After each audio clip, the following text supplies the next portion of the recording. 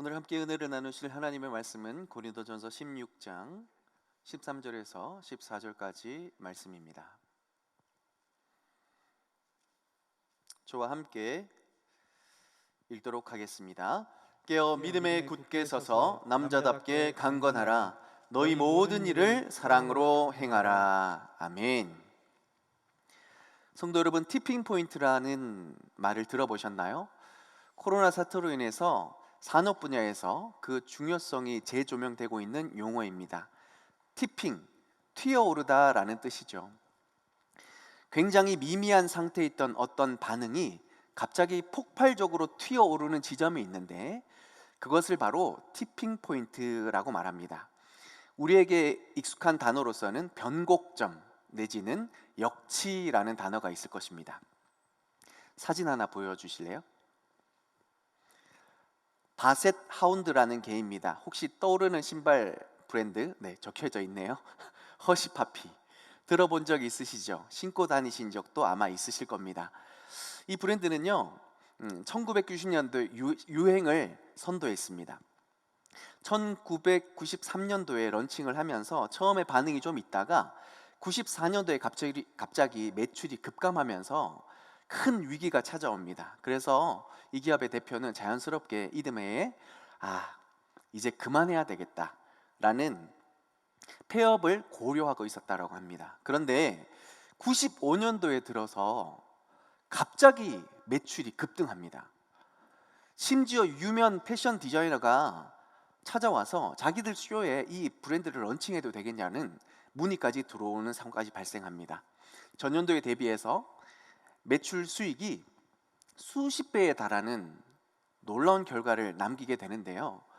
이게 어떻게 된 일인가 어안이 벙벙해서 그 원인을 살펴보니까 이때 당시 사람들과 차별을 두고 싶어 하였던 뉴욕의 히피 청소년들이 이 아무도 신지 않는 이 허쉬파피 신발을 신기 시작했다는, 그래서 그들 스스로 이 멋을 나타냈다라고 하죠. 그런데 이 모습을 보면서 하나 둘 따라하기 시작하더니 유명한 셀럽들이 이 신발을 신기 시작하고, 심지어 포레스트 검프라는 유명한 영화 아시죠? 이곳에서 톰 행크스가 이 신발을 신습니다. 그렇게 되니까 날개 돋친 듯 이 신발이 팔려나가기 시작했다라는 거죠. 티핑 포인트, 처음에 조금 생경하게 느껴졌던 이 단어가 이젠 조금 이해가 되실 거라고 생각이 되어집니다. 이러한 티핑 포인트에는 세 가지 특징이 있다고 합니다. 첫 번째는 전염성이 굉장히 강하다고 해요. 아마 이런 경험 해보셨을 텐데요. 누군가가 앞에 마주에 있는 사람이 지겨운 듯해서 하품을 하잖아요. 그러면 조만간 누구도 하품을 한다? 나도 하품을 한다. 네, 지금 제가 하품을 설명하고 있는데 누군가가 하품을 하셨어요. 네, 굉장히 전염력이 강하다라는 거죠. 이처럼 티핑 포인트가 이렇게 전염성이 강하다고 합니다. 이 전염성은 그런데 소수에 의해서 발생된다라는 거예요. 팔레토의 법칙 들어보셨죠? 20대 80, 소수의 무리가 큰 무리를, 전체 무리를 이끌어간다, 선도해 간다. 이 팔레트 법칙처럼 미국의 한 히피 청소년들이 이 허쉬파피 신발을 신게 되면서 대유행이 일어났다라는 것처럼 소수가 전체 분위기를 선도한다. 그런데 팔레토 법칙보다 조금 더 이 속도가 빠르다라는 점에서 이 티핑 포인트의 세 번째 특징이 있다라는 것입니다. 제가 갑자기 이 티핑 포인트를 꺼내든 이유가 있습니다. 요즘 주변을 둘러보면 코로나 때문에 생업이 힘든 현실의 문제도 문제지만 사실 그보다 영적인 침체에 빠져서 어려움을 호소하는 성도님들이 종종 있으시더라고요. 영적 침체가 참 무서운 점이 뭐냐면 생각과 행동이 따로 논다라는 거예요. 머리로서는 경건에 힘써야 된다, 순종해야 된다, 말씀 읽어야 된다, 기도의 자리로 나와야 한다, 은혜의 보좌 앞으로 나와야 한다 라고 다 아는데 희한하게도 삶으로 이게 실천되지 않는 거예요.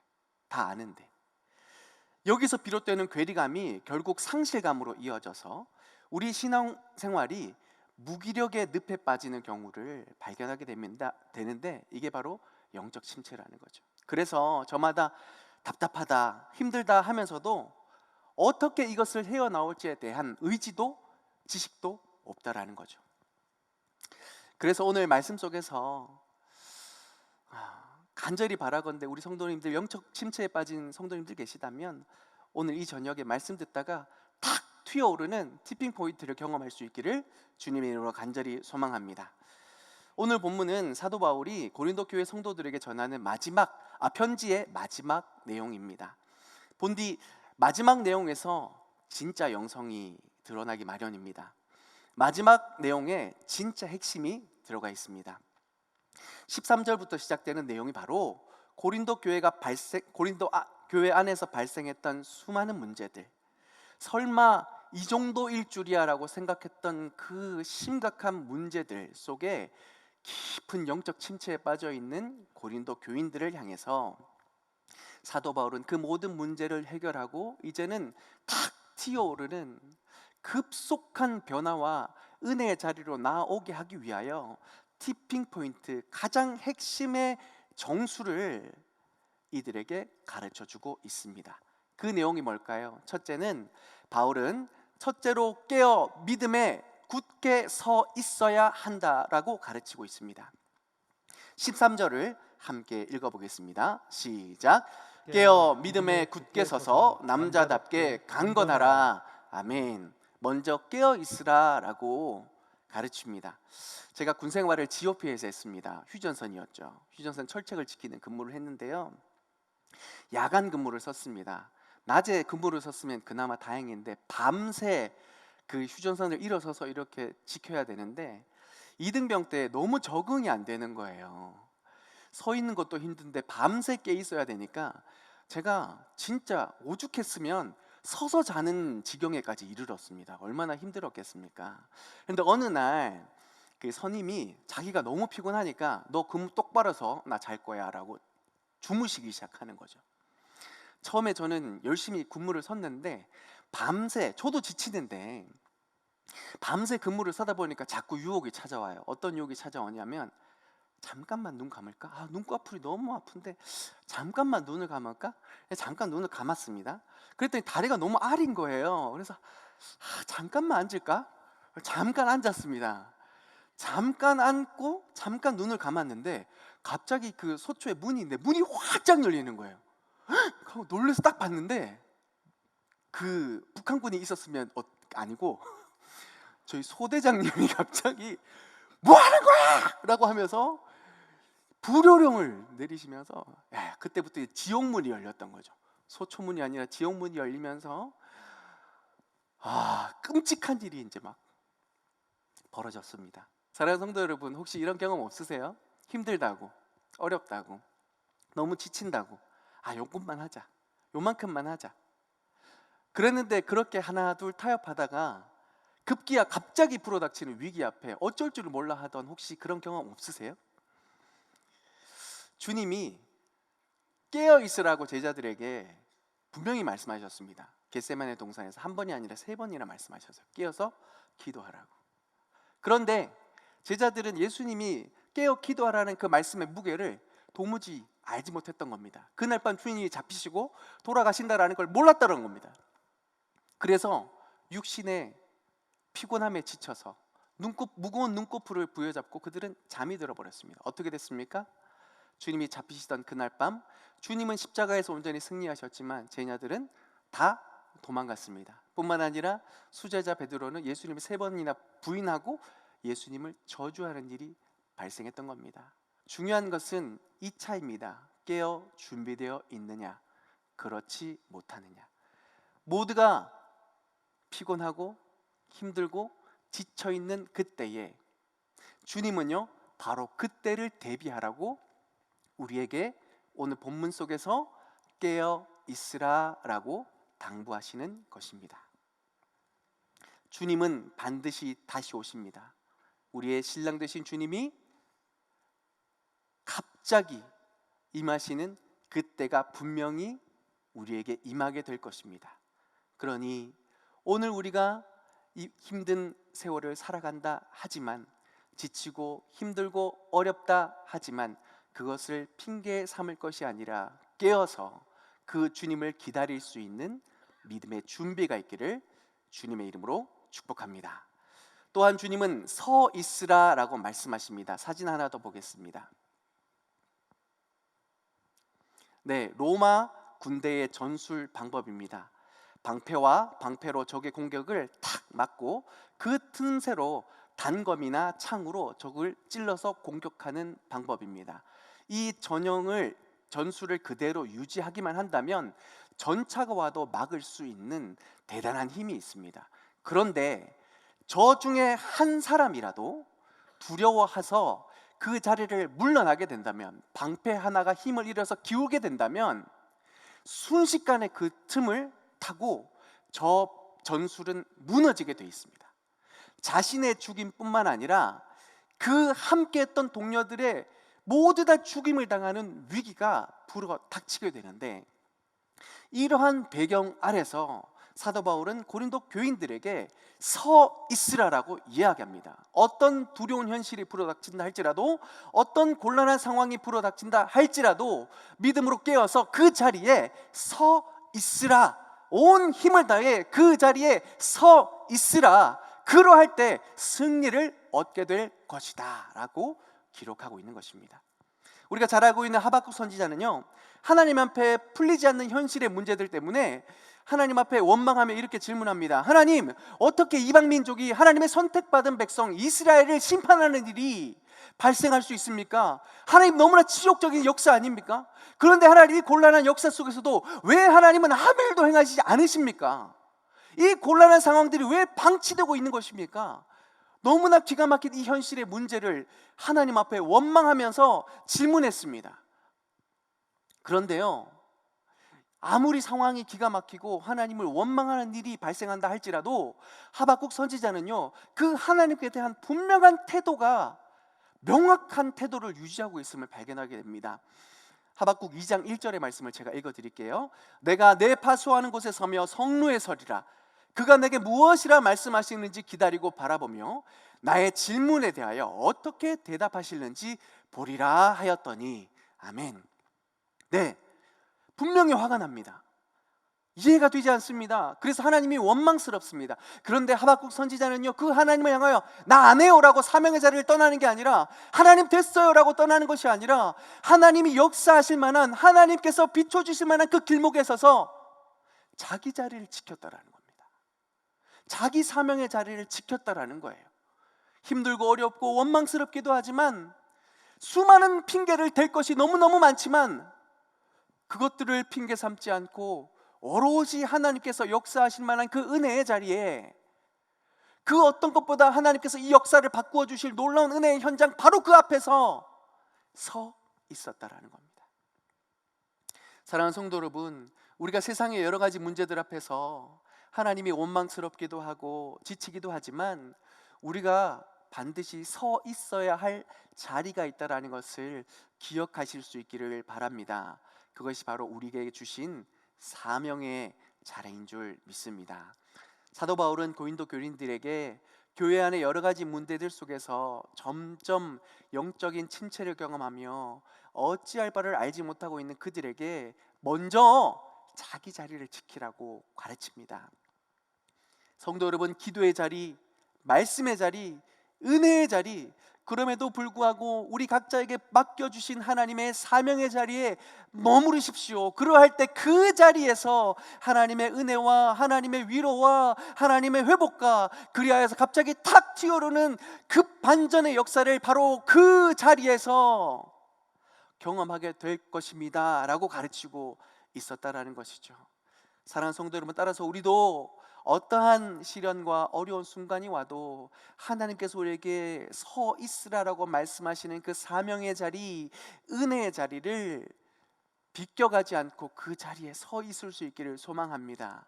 그러할 때 은혜가 그 자리에서, 위로가 그 자리에서, 성숙이 그 자리에서, 대반전의 역사가 그 자리에서 경험되어지는 줄 믿습니다.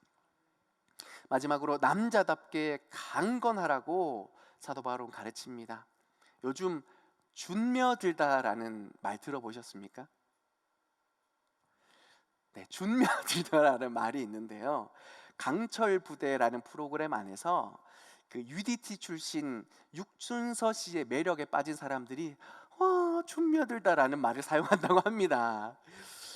실제로 그 육준서 씨의 외모가 굉장히 잘생겼어요. 남자인 제가 봐도 너무너무 잘생겼어요. 그래서 잘생겨서 춤며들다도 있지만 사실은 그 육준서 씨가 내뿜는 그 남성미에 빠져드는 경우가, 저도 남자인데도 정말 멋지다 라는 장면을 제 2화에서 발견했는데요. 그 강철 부대, 그 우리나라에서 대표적인 그 엘리트 군부대 네 부대가 와서 경쟁을 치르는데, 2화에서 어떤 경쟁을 치르냐면 모래사장에서요 막 100m 달리기를 해서 철책까지 갑니다. 이 하단 철책을 그 후방 포복이라고 하죠. 뒤로 이렇게 막 포복을 해가지고 철조망을 통과합니다. 이 정도만 하면 저는 끝납니다. 이 정도 체력이라면 저는 벌써 끝났는데, 3단계 미션이 뭐냐면 40kg짜리 타이어를요 어깨에 이고 500m를 달려가야 된다는 거예요. 대단하지 않습니까? 그런데 이걸로 끝나는 게 아니라 마지막 4단계에 뭘 해야 되냐면 맨손으로 10m 로프를 올라가 가지고 거기에 매달려 있는 종을 땡 울려야 끝이 나는 거예요. 여러분 몇 단계까지 가실 수 있으시겠어요? 저는 미리 말씀드렸지만 2단계에서 그만할게요 라고 할 것 같습니다. 그런데 경쟁이다 보니까 이미 3단계를 마무리하면서 4단계 그 줄 앞에 섰을 때 육준서 씨도 이미 체력의 한계를 보이고 있었던 상황입니다. 사람들이 그만해도 될 만큼 헉헉대고 있는 그 상황 속에서 육준서 씨가요 로프를 잡고 막 올라갑니다. 끙끙 앓으면서 포기하지 않고 올라가다가, 중요한 것은 7m, 8m 때쯤에 종을 잡을 수 있을 때쯤에 손에 힘이 풀려가지고요 그 바닥으로 순식간에 추락해버려요. 팡 떨어집니다.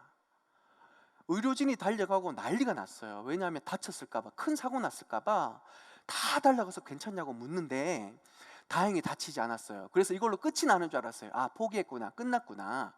그런데 이걸 딱 마무리하면서 교관이 기가 막힌 말을 합니다. 혹시 재도전할 사람이 있습니까? 4명, 1명 빼고 다 실패했거든요. 너무 안타까워서 교관이 다시 재도전할 사람 있습니까? 라고 얘기했을 때 육준서 씨가 제일 먼저 손들어요. 제가 다시 한번 해보겠습니다.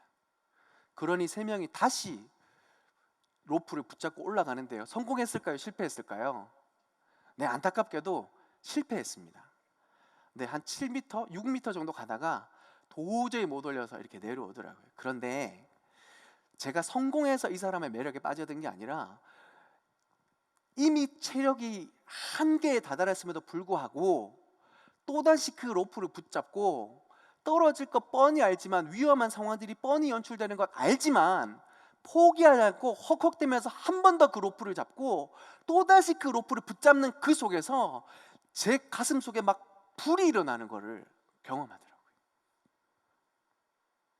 우리 인생이 생각했던 대로 착착착 이루어지면 얼마나 좋겠습니까? 그런데 우리 인생이 그런 인생이 아니잖아요. 아무리 한다고 해도, 노력한다고 해도 잘 안 되는 게 우리 인생 아닙니까? 마음먹은 대로 안 되는 게 인생이라는 말들이 그래서 많이 사람들마다 이야기하고 있지 않습니까? 그런데 그런 인생 가운데 결국 일을 해내는 사람, 결국 열매 맺는 사람은요 안 될 수도 있을 것이라는 가정 속에서도 적어도 나는 포기하지 않겠다라는 마음을 가진 사람이더라고요. 끝까지 할 수 있는 최선을 다하는 사람이 일을 내도 뭔가를 내더라고요. 사랑하는 성도 여러분, 강건하라라는 이 메시지 안에는 이 뜻이 있습니다. 현실이 차갑고 힘들고 잘 안 된다 할지라도 그럼에도 불구하고 최선을 다해서 또다시 한번 도전할 수 있는 그 용기와 힘이 나에게 있느냐, 그것을 붙들며 나아갈 때 반드시 승리하는 삶, 반드시 열매 맺는 삶이 나에게 찾아오게 될 것이라는 것을 사도 바울은 고린도 교인들에게 가르치고 있다라는 것입니다. 사랑하는 성도 여러분, 우리가 초신자 때요 기억나십니까? 별 시덥지 않은 기도마저도 하나님이 다 응답해 주셨다라는 거 기억나시지 않아요?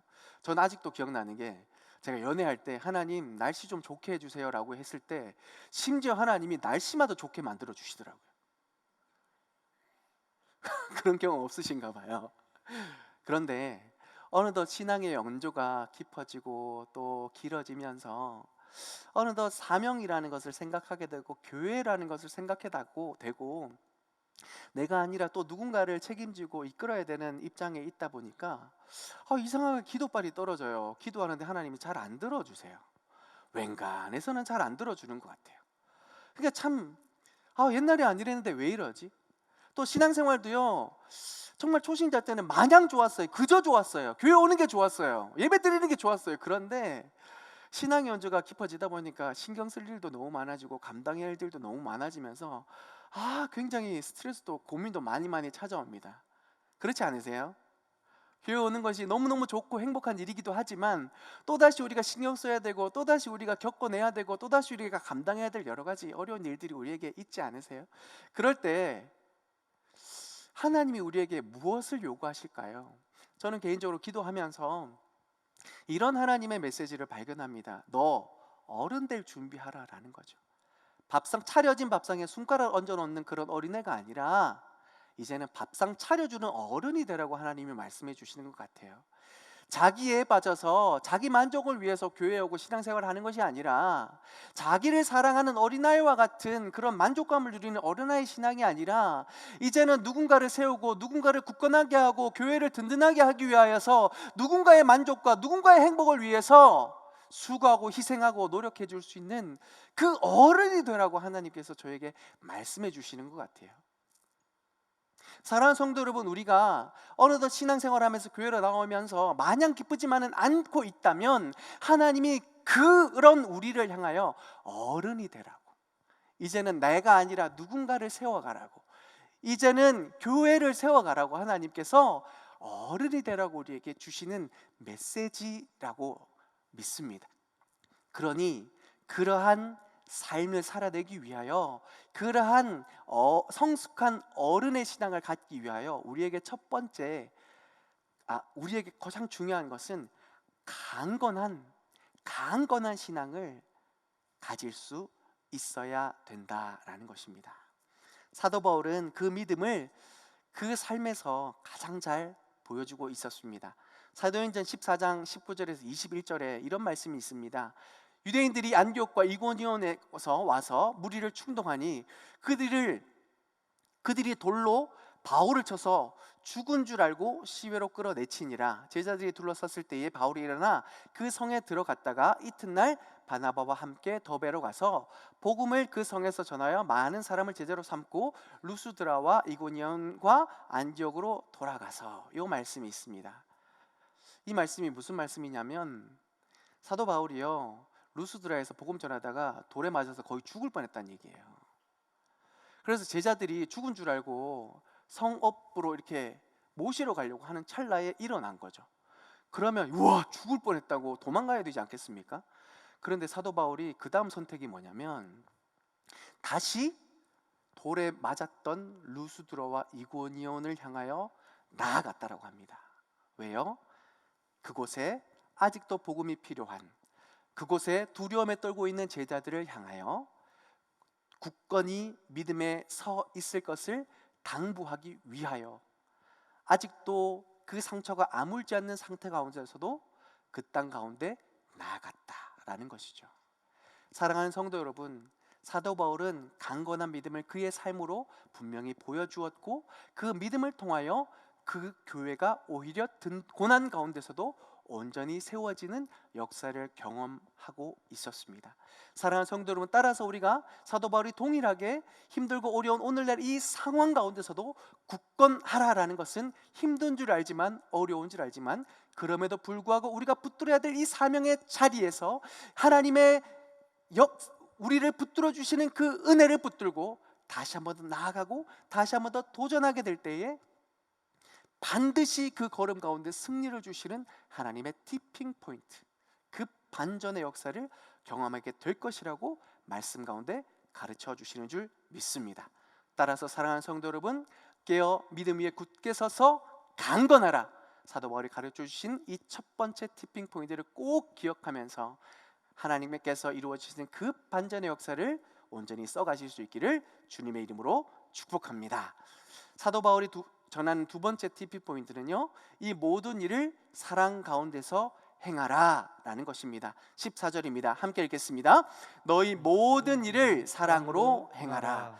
너희 모든 일을 사랑으로 행하라 라고 합니다.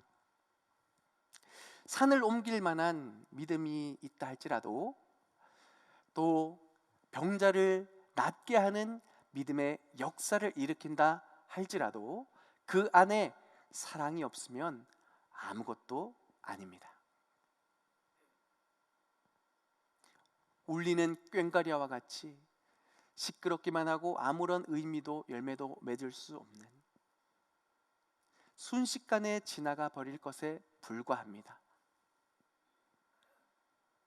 그 안에 온전히 사랑이 녹아 있을 때 비로소 하나님께 영광이요, 비로소 합당한 열매를 맺고, 비로소 그 반전의 역사를 이루는 하나님의 은혜의 역사를 경험하게 되는 것입니다. 그런데요, 목사인 저도 정말 이 말씀에 순종하고 싶은 말씀이고 마음이지만, 참 말씀 준비하면서 너무너무 부끄럽더라고요. 사랑하고 싶고 그 사람의 편이 되어주고 싶고 모든 일을 하나님을 사랑함 가운데 온전히 이루어내고 싶은 강렬한 마음이 있지만 잘 안 되더라고요.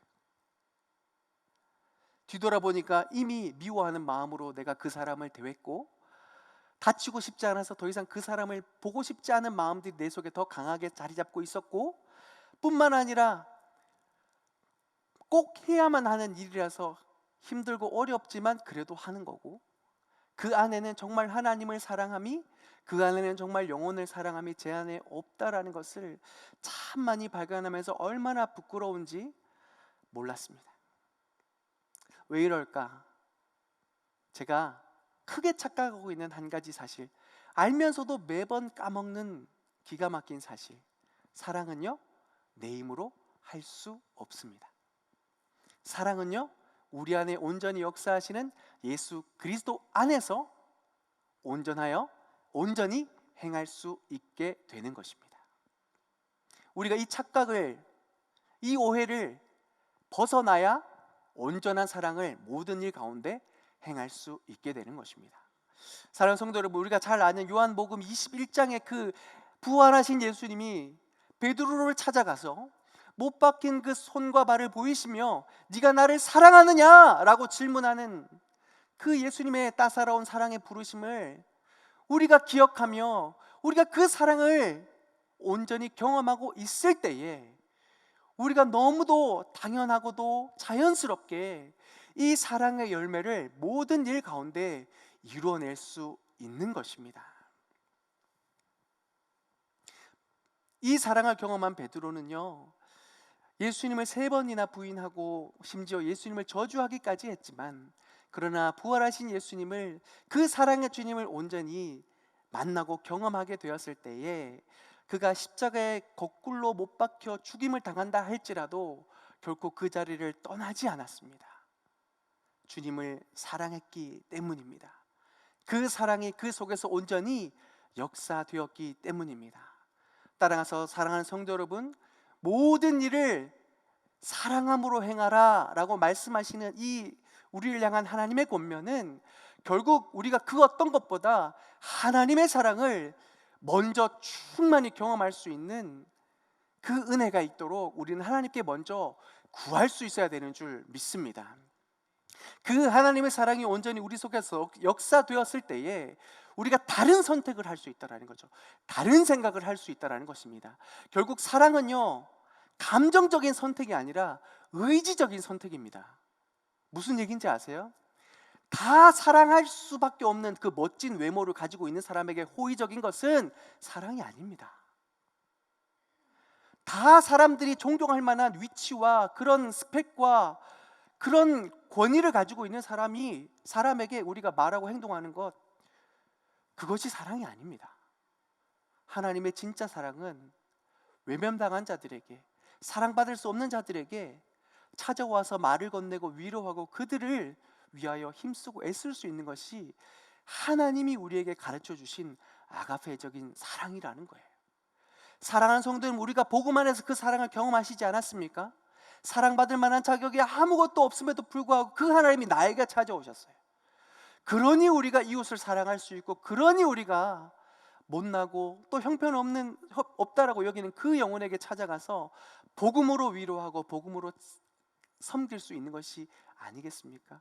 그러니 우리는 복음 안에서 우리 자신의 어떠함을 분명히 인정하고, 그럼에도 불구하고 은혜를 베푸시는 그 하나님의 사랑 앞에 사로잡혀서 비로소 우리가 모든 일에 사랑으로 행할 수 있게 되는 것이죠. 사도 바울은 그것을 온전히 경험했던 사람입니다. 살기가 등등하여 다메섹으로 예수 믿는 자들을 죽이러 나아가는 그곳 가운데 모두가 피하고 모두가 경멸하고 있는 그 발걸음 가운데 예수님께서 찾아오셔서 사울아 사울아 네가 지금 어디 가느냐, 예수님께서 찾아오셔서 살기 등등한 그를 안아주시고 그의 의지를 꺾어주시고 복음 앞에 그 사랑을 온전히 나타내 주심으로 그가 변하여 이제는 사람을 죽이러 가는 것이 아니라 사람을 살리러 복음 앞에 그가 거꾸로 뜸을 당하여 땅끝까지 이 복음을 전하리라 위대한 믿음의 사람으로 그가 세워져 갈 수 있었다라는 것이죠. 사랑 때문이었습니다. 이제 사울이 바울이 되어 예수님을 위하여 어떻게 복음을 전할까, 하나님 나라를 위해 어떻게 복음을 전할까, 이제 열심을 내고 있던 그 찰나에 사울의 전적을 기억하였던 많은 사람들이 이 사울 만나기를 꺼려했습니다. 저 사람 만나면 무슨 해코지를 당할지 몰라. 이런 상황 속에서 착한 사람 바나바가 그에게 찾아와서 손 내밀어주고 교회에 대한 상황을 알려주고 그가 어떻게 영혼들을 섬길 수 있을지 기회를 주고 같이 함께 여행을 해주고 예수님을 어떻게 전할 수 있을지 수많은 사람들을 소개해주고 바울이 사역할 수 있도록 길을 열어주었습니다. 모든 사람들이 외면하는 그 순간에 착한 사람 바울은 예수님을 경험하고 예수님의 사랑을 알았기에 그에게 손 내밀어 주었습니다. 그러했을 때 사울이 바울이 되어 초대교회의 이방인 선교회의 한 축을 이루는 위대한 인물로 쓰임을 받게 될 수 있었다라는 것이죠. 모든 일을 사랑으로 행하라 라는 것은 바로 이와 같은 의미입니다. 받을 수 있는 자에게 사랑하는 것이 사랑이 아니라 사랑받지 못할 그에게도 나아가 하나님께서 내게 베풀어 주셨던 그 사랑으로 말미암아 사랑할 수 있는 것, 우리가 그 일을 행할 때 우리가 살고 있는 이 땅이, 우리가 만나고 있는 그 만남이 하나님 안에서 위대하고 거룩하게 마침내 하나님의 나라가 그곳 가운데 선포되어지는 역사를 경험하게 될 줄 믿습니다. 말씀을 정리합니다. 티핑 포인트, 미미했던 반응이 갑자기 확 튀어오르는 그 반전의 역사는 대단히 놀라운 혁신적인 선택으로 인하여 이루어지는 것이 아니라 미미하고 작지만 소수의 사람들이 열심을 내고 결단하여서 하나 둘 믿음의 선택을 이루어냈을 때 갑자기 어느 한때에 어떻게 이런 일이 있을 수 있을까라는 대반전의 역사가 각 개인뿐만이 아니라 그곳에 있는 무리들에게, 이 세대에게 갑자기 일어나는 현상이었습니다. 오늘날 우리가 코로나로 인해서 여러 가지 힘들고 어렵고 한국교회가 힘들고 어렵고 뿐만 아니라 우리가 나오는 예배 속에서 다들 힘들다 어렵다라고 하는 그때에 오늘 사도 바울이 가르쳐 주신 다 아는 이야기지만 가장 중요한 이야기, 갈 바를 알지 못하지만 어떻게 행해야 될지를 알지 못하지만 선하신 주님을 믿는 믿음 가운데 작은 일이라도 믿음으로 결단하고 깨어 있어서 우리가 지켜야 할 그 사명의 자리를 지키기 위하여 강건하게 부단히 그럼에도 불구하고 서 있기를 결단할 수 있는 그 믿음의 도전이 티핑 포인트를 경험하게 하는 것입니다. 그리고 그럼에도 불구하고 나의 연약함을 안아주셨던 그 사랑으로 인하여 여전히 우리 가운데 신실한 사랑을 베풀어 주신 그 하나님의 사랑에 사로잡혀서 내 주변에 있는 인물에게 그럼에도 불구하고 따스한 말 한마디 사랑의 섬김이 그 사람을 변화시키고 우리 공동체를 변화시켜 이 어려운 시대 가운데서도 하나님의 나라가 임하게 되는 그 대반전의 역사, 티핑 포인트가 작은 것에서부터 위대하게 펼쳐지게 될 줄 믿습니다.